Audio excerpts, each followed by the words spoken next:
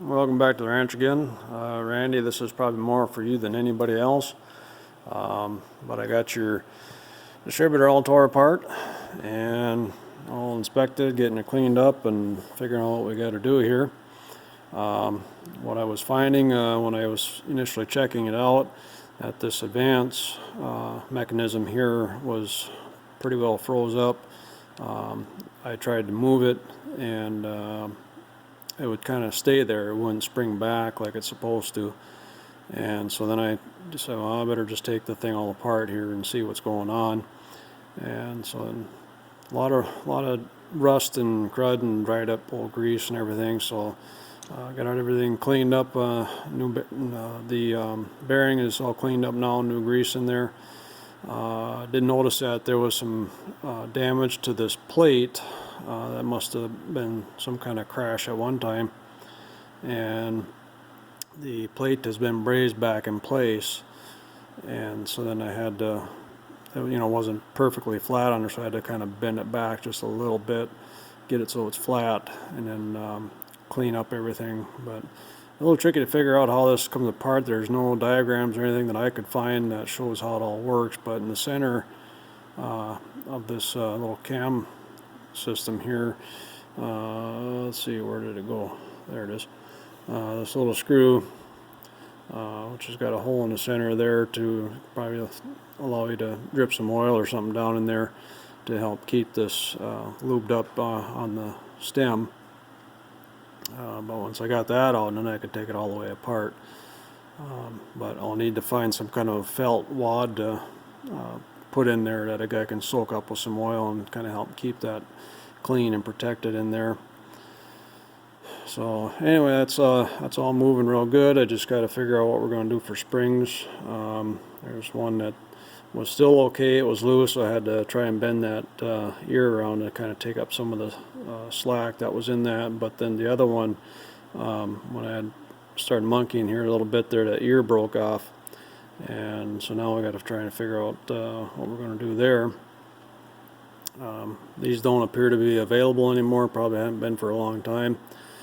I might check the parts depot and see if there happens to be something that is on the shelf yet. Otherwise they're pretty much non-existent unless the guy sends this distributor off to the UK, where Lucas company or whoever the distributor doctor is that works on these things, they get it all back in shape, everything running tip top. And but I don't think we're going to do that. That would be kind of silly and expensive for what this thing has to do. So I think I looked through the drawers and stuff and found some springs, but I think for the monkeying around that I got to do, and they're not really the kind of the right things to use either. I might just try to find some piano wire that's the same gauge as one of these, because they're two different size wire gauges, and so I'm not sure. I might go with the heavier one. It's only like another thousandths or two thicker, and so I might do that and just make new springs. And let's see, rotor. It doesn't look bad, but I noticed when it was on the shaft here where it sits in that notch, it did have a little bit of movement like that, and that can affect some of the timing a little bit as well, especially when you get into the high performance side of this thing. We want to be able to make sure this thing is sending out the spark when it should, and all that good stuff.